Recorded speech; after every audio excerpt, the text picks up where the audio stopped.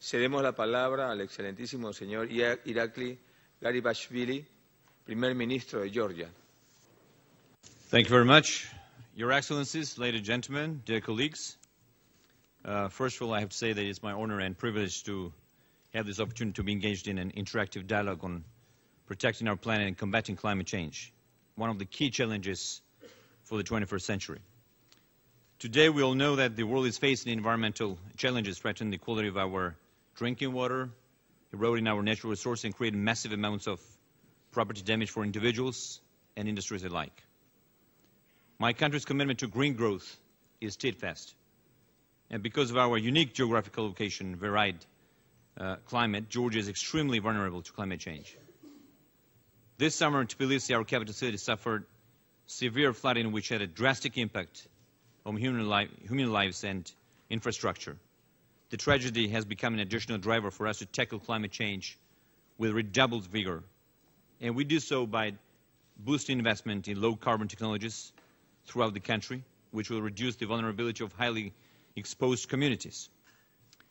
Georgia is therefore taking steps to integrate climate risk and resilience into core development planning and implementation.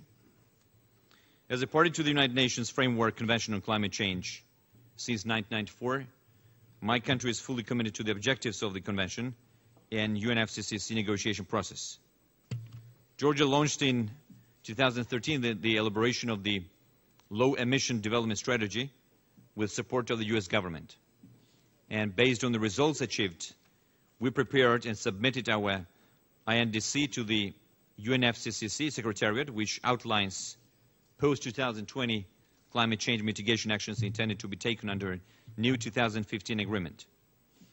The sustainable development goals and national circumstances have been taken into account during the preparation of Georgia's INDC. Furthermore, Georgia is committed to develop and adopt the nationally appropriate mitigation actions and reduce emissions from deforestation and forest degradation. Georgia supports green economic development by promoting modern environmental technologies, developing clean transport services, and ensuring the transfer to sustainable consumption and production. Georgia plans to unconditionally reduce its GHG emissions by 15% below the business-as-usual scenario for the year 2030. But, of course, we need international support and access to finance that allows Georgia to invest in new technologies to substantially limit GHG emissions is crucial for us. To conclude, I'd like to reaffirm Georgia's readiness to make its own contribution to the achievement to the Sustainable Development Goals at national, regional, and global level. And in order to create a sustainable future and safeguard the planet for future generations, the necessary steps must be taken today. Thank you for your attention.